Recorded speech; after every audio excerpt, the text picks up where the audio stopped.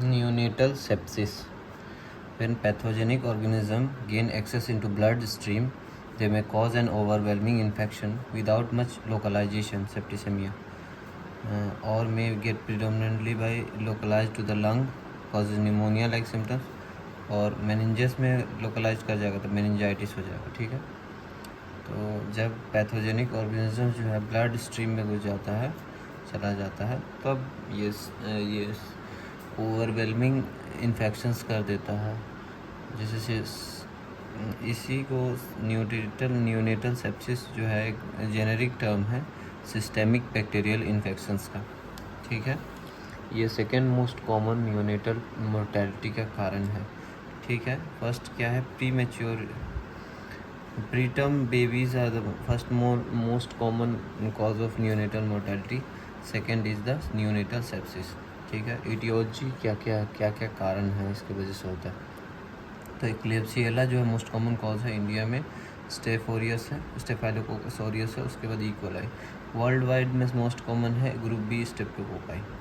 ठीक है, दो टाइप्स ऑफ न्यूनेटल सेप्सिस होता है, अर्ली ऑनसेट सेप्सिस है अगर लेट ऑनसेट सेप्सिस. अब पैथोफिजियोलॉजी दोनों का एक एक करके देखेंगे किस तरीके से होता है.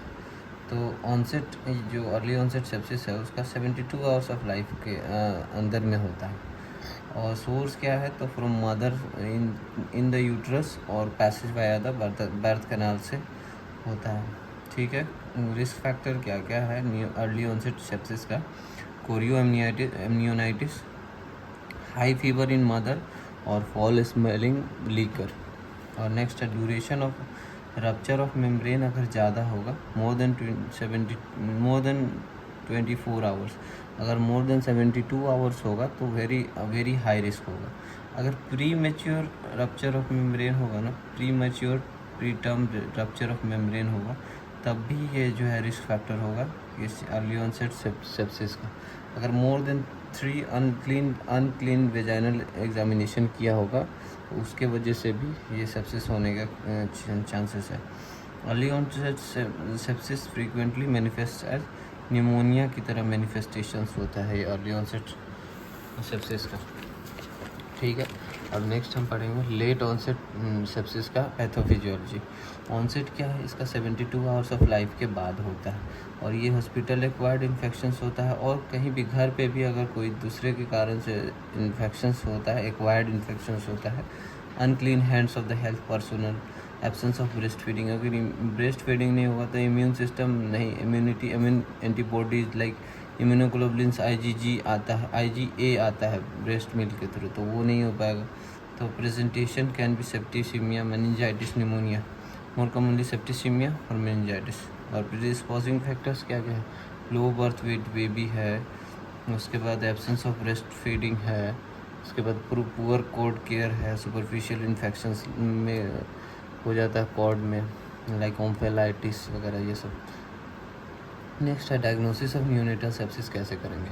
तो क्लिनिकल फीचर्स ये बहुत ही इल डिफाइंड होता है, मतलब कुछ भी स्पेसिफिक नहीं पता चलेगा जिसके वजह से आप सीधा डायग्नोसिस कर पाओ. तो इसमें क्या करना है, अल्टरेशन इन एस्टेब्लिश्ड फीडिंग पैटर्न. मतलब ये अर्ली ऑनसेट क्या दिखेगा कि जो बच्चा पहले से अच्छे से फीड कर रहा था, सकिंग कर रहा था, अब जो है बच्चा वो ना सक करता है ना फीड करता है, बच्चा अनरिस्पॉन्सिव है और ये जो है लिथार्जिक बच्चा हो जाता है. ठीक है, तो एक और रिलायबल फीचर है जो कि मतलब क्लिनिकल फीचर्स में आएगा, हाइपोथर्मिया के साथ प्रेजेंट करेगा बेबीज़. प्रीटर्म बेबीज़ में स्पेशली हाइपोथर्मिया मोर कॉमन होगा. ठीक है ना, देन सेप्सिस में, क्योंकि प्रीटर्म बेबीज़ में फीवर नहीं होता ज़्यादा, हाइपोथर्मिया को लेकर प्रेजेंट करता है. और क्या क्या प्रेजेंटेशन हो सकता है, पुअर क्राई होगा, एब्डोमिनल डिस्टेंशन होगा, वोमिटिंग होगा, एपनिक स्पेस होगा, बच्चा सांस नहीं ले पाएगा, फास्ट ब्रीदिंग होगा, चेस्ट रिट्रैक्शन होगा और ग्रंट इंडिकेट. 3 चीज़ होगा, फास्ट ब्रीदिंग, चेस्ट रिट्रैक्शन और ग्रंटिंग होगा तो न्यूमोनिया को इंडिकेट करेगा. अगर हाई पिच क्राई होगा और फीवर होगा और सीजर होगा, ब्लैंक लुक होगा, ऐसे ही देखेगा इधर ब्लैंक, स्नेक रिट्रैक्शन होगा और बल्जिंग ऑफ इंटीरियर फोर्टिनेल होगा, ये सजेस्टिव है मेनिंजाइटिस का. ठीक है, शॉक ब्लीडिंग होगा. नेक्स्ट है shock bleeding, scleroderma, renal failure are the indications of overwhelming sepsis. Next हमको NICU में अगर कोई भी बच्चा आता है, एनी सिक बेबी आता है, तो उसको सस्पेक्ट करते हैं सेप्सिस के लिए, और उसके लिए IV एंटीबायोटिक्स एम्पेरिकली स्टार्ट कर देते हैं, ठीक है ना। इन्वेस्टिगेशंस के लिए क्या ब्लड कल्चर लेते हैं, तो ये ब्लड कल्चर जनरली 2-3 दिन लग जाता है इसका रिपोर्ट आने में, इसीलिए स्टार्ट कर देते हैं एम्पेरिकल एंटीबायोटिक्स जब भी शॉक का पेशेंट सस्पेक्टेड होता है। तो स्क्रीनिंग 4-5 कंपोनेंट है, 5 कंपोनेंट है स्क्रीनिंग ऑफ सेप्सिस के लिए, इसमें से 2 भी होगा तो सिग्निफिकेंट है। इसके बाद से इस स्क्रीनिंग का जो है ना पॉजिटिव प्रेडिक्टिव वैल्यू ज़्यादा, निगेटिव प्रेडिक्टिव वैल्यू ज़्यादा है। मतलब अगर हमारा स्क्रीनिंग में निगेटिव पॉजिटिव आया तो नेक्स्ट टेस्ट करवाएंगे, कल्चर करवाएंगे। अगर निगेटिव आ गया तो हम सेप्सिस को रूल आउट कर देंगे। मतलब TLC काउंट लेस देन 5000 पर मिलीमीटर क्यूब। क्यों? तो सेप्सिस तो में तो जनरली TLC बड़े आदमी में तो बढ़ना चाहिए। TLC जो है मेच्योर अगर इम्यून सिस्टम रहेगा तो बढ़ेगा, लेकिन यहाँ पे इमेच्योर इम्यून सिस्टम है, जिसकी वजह से TLC लेस देन 5000 पर मिलीमीटर क्यूब मिलेगा। एब्सोल्यूट न्यूट्रोफिल काउंट भी जो है कम होगा, लेस देन 1800 पर मिलीमीटर क्यूब। इमेच्योर अपन टोटल न्यूट्रोफिल रेशियो जो है मोर देन 20% होगा, और माइक्रो मतलब इमेच्योर न्यूट्रोफिल ज़्यादा होगा बच्चे में। माइक्रो ये सब more than 15 mm per hour होगा, और C reactive protein more than 1.5 milligram पर डेसीलीटर होगा। स्क्रीनिंग जो है जैसे बोला मैंने नेगेटिव प्रेडिक्टिव वैल्यू है। चेस्ट एक्सरे में क्या करना है, सस्पेक्टेड निमोनिया होगा तो चेस्ट एक्सरे करेंगे, और हर एक जो भी सिम्टोमेटिक बेबीज़ है उसको सस्पेक्टेड और कंफर्म्ड सेप्सिस है तो उसको हम लंबर पंक्चर करते हैं। तो मैनेजमेंट कैसे करेंगे नियोनेटल सेप्सिस का? तो सबसे पहले एम्पिरिकल एंटीबायोटिक देंगे। एंटीबायोटिक में क्या देंगे, ग्राम पॉजिटिव और ग्राम नेगेटिव का कवरेज करेंगे। Penicillin group like ampicillin, amoxicillin ये देंगे, plus aminoglycoside like amikacin, gentamicin add करेंगे, ठीक है। अगर हमको कोई रिस्पॉन्स नहीं दिया, नहीं दिखा, तो ट्रीटमेंट आफ्टर 48 आवर्स, और severe infection such as meningitis और सेप्टिक शॉक दिखा तो ऐड करेंगे 3rd जनरेशन सेफेलोस्पोरिन लाइक सेफ्ट्राइऑक्सोन और सेफोटैक्सिम, ये ऐड किया। अगर सस्पेक्टेड स्टेफ ऑरियस इन्फेक्शन होगा तो क्लोक्सासिलिन ऐड कर देंगे। अगर सस्पेक्टेड MRA से मेथिसिलिन रेजिस्टेंट स्टेफ ऑरियस होगा तो वैंकोमाइसिन ऐड कर देंगे। अगर NICU का पेशेंट है, high incidence of resistant strain होता है NICU पेशेंट में। इन NICU में हाई इंसिडेंस ऑफ अगर ज़्यादा रेजिस्टेंट स्ट्रेंस है तो पिप्ताज या सेफोटैक्सिम या सिप्रोफ्लोक्सासिन और उसको एमिकासिन के साथ ऐड करते हैं, ताकि अगर पहले ही पता है कि रेजिस्टेंस केसेस ज़्यादा है तो उसके लिए हमको देना ही पड़ेगा। और ड्यूरेशन ऑफ एंटीबायोटिक थेरेपी है, जो कि हमको ड्यूरेशन ऑफ एंटीबायोटिक थेरेपी को देखना है कि कल्चर जो है, कल्चर निगेटिव सेप्सिस है तो स्क्रीनिंग पॉजिटिव करेंगे। मतलब कल्चर निगेटिव है, स्क्रीनिंग पॉजिटिव आया और क्लिनिकल सस्पिशन जो है कंसिस्टेंट विद सेप्सिस है, लेकिन कल्चर में जो हमारा नेगेटिव आ गया तो 5 to 7 डेज लेंगे, ट्रीटमेंट करेंगे एंटीबायोटिक थेरेपी का। अगर blood culture positive without meningitis हुआ तो 14 डेज देंगे। ब्लड कल्चर पॉजिटिव है, मेनिंजाइटिस नहीं है लेकिन, तो 14 डेज थेरेपी दिया। मेनिंजाइटिस होगा तो 3 वीक्स देंगे। और वेंट्रिकुलाइटिस होगा डायग्नोसिस विद MRI के साथ डायग्नोसिस होता है, MRI से डायग्नोसिस होता है वेंट्रिकुलाइटिस का, तो 4 to 6 weeks of antibiotic therapy देते हैं।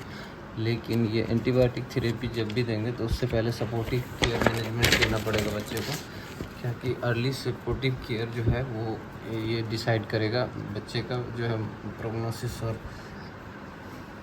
क्योंकि मैनेजमेंट में सपोर्टिव केयर बहुत ही ज़्यादा इम्पोर्टेंट है। वार्म, तो सपोर्टिव केयर में क्या क्या देंगे, तो प्रोवाइड वार्मथ करेंगे, नॉर्मल टेम्परेचर इंश्योर करेंगे 36.5 degree Celsius to 37.5 degree Celsius. Start oxygen by food और mask if baby is cyanosed और ग्रंटिंग, ठीक है। Give bag and mask ventilation if inadequate breathing है तो बैग एंड मास्क वेंटिलेशन देंगे। Instilling करेंगे nasal NS drops on normal saline drops in nostrils में, ताकि क्लियर कर दे नेजल ब्लॉकेज को, ठीक है। और उसके बाद पेरिफेरल परफ्यूज़न एसेस करेंगे by palpating peripheral pulse capillary refill time जो कि 2 से 3 सेकंड से कम होना चाहिए। Skin colour, serial urine output, ये भी जो है एसेस करेंगे पेरिफेरल परफ्यूजन को। और इन्फ्यूज़ करेंगे RLNS 10 ml पर kg होगा तो 5 to 10 मिनट्स। अगर फिर भी नहीं इम्प्रूव होता है तो फिर एक बार और 5 से 10 मिनट बाद फिर से एक बार और 10 ml पर kg वो 2 to 3 मिनट्स इन्फ्यूज़ कर सकते हैं। और अगर पुअर होगा ये परफ्यूज़न तो डोपामिन और एंड्यूब्यूटामिन जो है दिया जा सकता है परफ्यूज़न को इम्प्रूव करने के लिए। नेक्स्ट है इंसर्ट करेंगे IV line, hypoglycaemia, infuse glucose 10% 2 ml per kg stat. Provide maintenance fluid, electrolyte fluid देंगे, इलेक्ट्रोलाइट देंगे, ग्लूकोज देंगे 4 से 6 milligram per kg per minute. Potassium add करेंगे IV फ्लूइड से जब नॉर्मल यूरिन आउटपुट हो जाएगा, डॉक्यूमेंटेड हो जाएगा, ठीक है। और उसके बाद इंश्योर करेंगे ऑप्टिमल न्यूट्रिशन देंगे जो कि एक्सट्रीमली हेल्पफुल है सिक चाइल्ड में। और एंटेरल फूड स्टार्ट करेंगे एज अर्ली एज पॉसिबल, जबकि एब्डोमिनल डिस्टेंशन और हीमोडायनेमिकली नो एब्डोमिनल डिस्टेंशन है और हीमोडायनेमिकली ब्लड बोर्ड जो बच्चा है स्टेबल है। मदर मिल्क देंगे, ब्रेस्ट मिल्क। और पेरेंटल न्यूट्रिशन देंगे जब बच्चा जो है नहीं ले सकता है, not expected to receive the external food for prolong period के लिए नहीं ले सकता तब देंगे। विटामिन के एडमिनिस्टर करेंगे इंट्रामस्कुलरली 1 मिलीग्राम। ट्रांसफ्यूज़ करेंगे पैक्ड सेल्स, ठीक है, पैक्ड सेल्स ट्रांसफ्यूज़ करेंगे अगर लो हीमेटोक्रिट है, लेस देन 35 to 40% है, यानी कि यूज़ नहीं, ये डू नॉट, क्वेश्चन में एक बार नोट करके रखना है कि डू नॉट यूज़ ब्लड और plasma transfusion on routine basis for boosting immunity.